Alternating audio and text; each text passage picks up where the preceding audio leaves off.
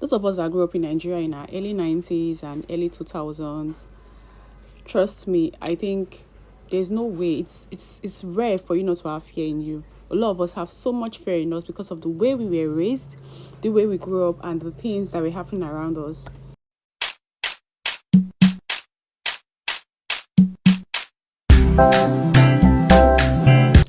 So I remember back then growing up, you can't even collect things from your classmates. You can't collect things from anybody because you believe that, oh, you're going to collect things.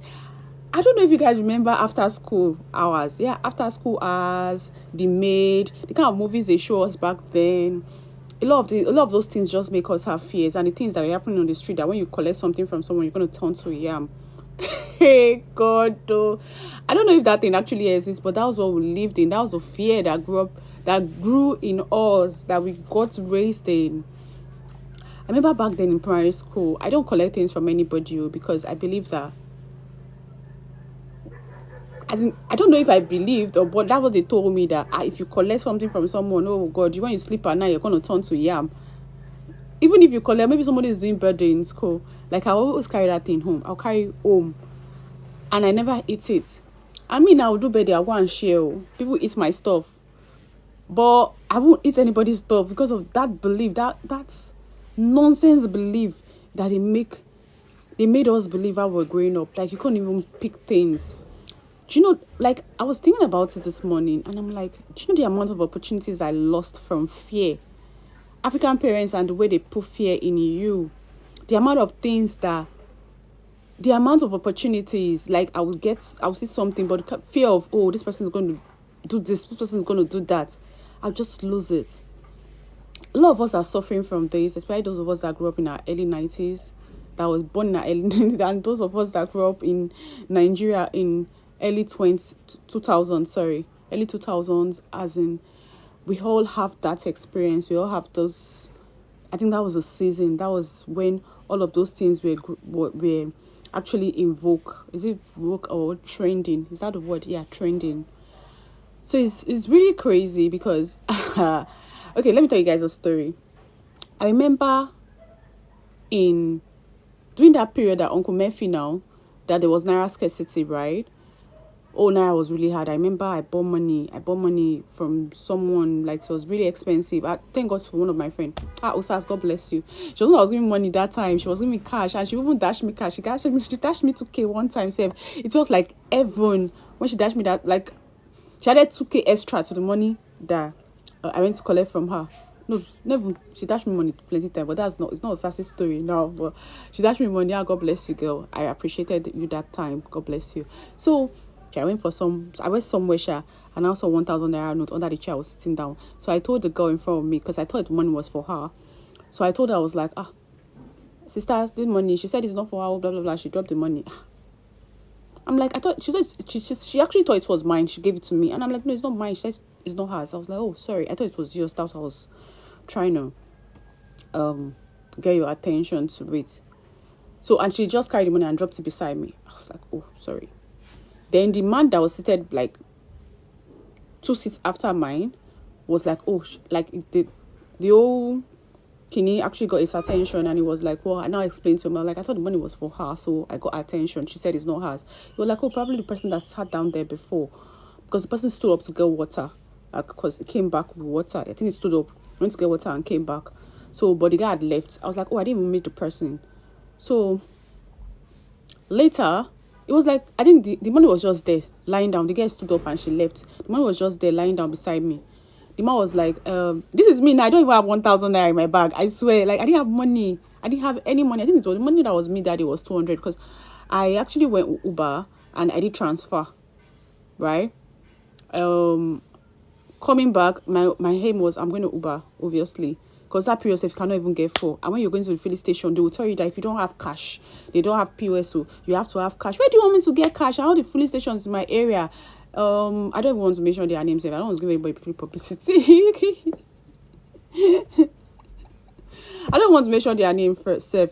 So those of they won't sell for you because you don't have cash. And it was by that period there was no cash. Like, I don't know, Nigerians are very wicked though. It doesn't make any sense. You guys be considerate. So In my head, I was like, hey, God, though, this one cash. So the man was like, just do anything you want to do with it now. I was like, do anything. It will now stood up and left. Me, 1,000 naira. This is me that I don't have 200 naira in my account. I'm sorry, I don't have 200 naira in my bag. I was like, okay, no wala. So I picked the money. I was actually using style to wait too, so that the person that wants the money maybe will come, maybe will not come, because it's 1,000 naira and there was no cash that period. Come on now, abba. So I was like, oh, should I give it to all these officials that are standing? Maybe the person will come back. But then, well, the next night I was like, what do I do now? And I called my sister. When I called my sister, she was like, what's... And I told her the story. She was like, where's the money now? I said, it's with me, it's on my hand. She was like, dude, drop it. Drop it. Why will you carry money? So you're not even scared. Are you serious? I was like, what is it? She was like, you will turn to yam. You want to turn to yam? And I'm like, Jesus, that nice mentality of the early 2000s children and early 90s children is still in your head. Are you serious? Madam, grow. She was like, no, I beg you. Do I want to turn to yam? Blah, blah, blah, blah. I was like, I didn't even touch it first, right? I didn't pick up the money first. It was the girl in front of me that picked the money. She was like, that I should drop the money. In my head, I was like, well, don't worry, I'll just drop the money.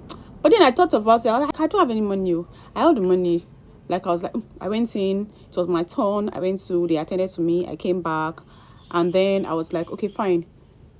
It was now time for me to leave.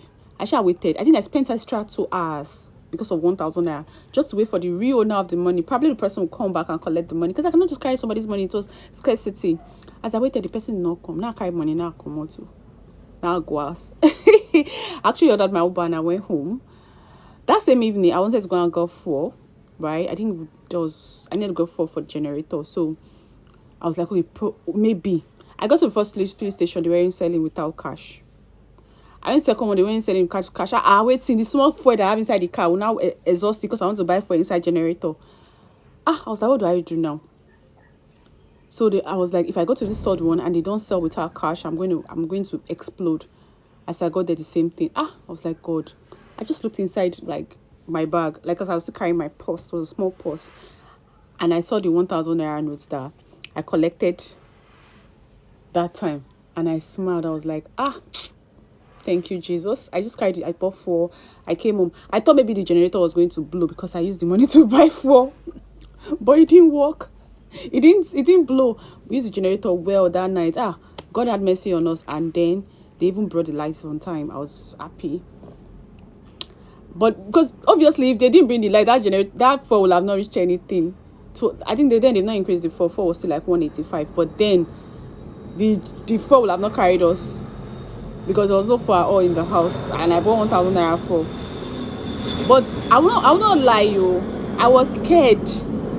I was scared to sleep in the night, because I was like, if I now sleep now turn to yamu. Because you know that mentality now. Not like I was literally like scared, but that thought came to my head.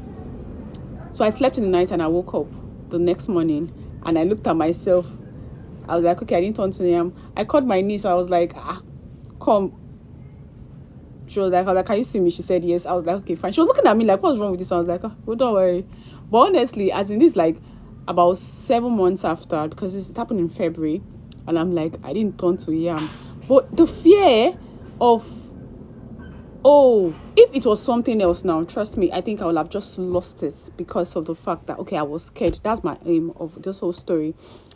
I was scared to do this. I was scared to do that. A lot of us will have had a lot of opportunities, probably just to go to that place, like, what about if I go there and this thing happen? What about if I go there, this person takes my head? What about if I do this?